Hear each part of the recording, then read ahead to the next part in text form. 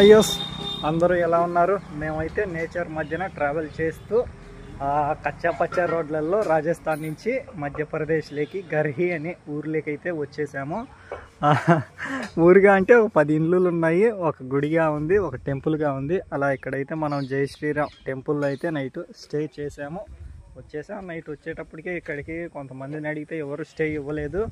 అలా అందరినీ అడుగుతూ 8 గంటలకైతే ఇక్కడికైతే చేరుకున్నాను. వీళ్ళైతే సార్ స్టే ఇచ్చారు, తినేందుకైతే నైట్ రొట్టెలు కూడా వీళ్ళే ఇచ్చారు.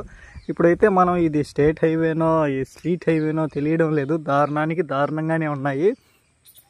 అలా మనమైతే ఈ మధ్యప్రదేశ్లోని శివపురి అనే ఊరికి, ఇక గుణ అనే ఊర్ల మీదుగా మన రైడ్ అనేది స్టార్ట్ చేద్దాం. అవన్నీ దగ్గరలో లేవు, ఒకటి 60 కిలోమీటర్లలో ఉంటే ఒకటి 170 కిలోమీటర్లలో ఉంది.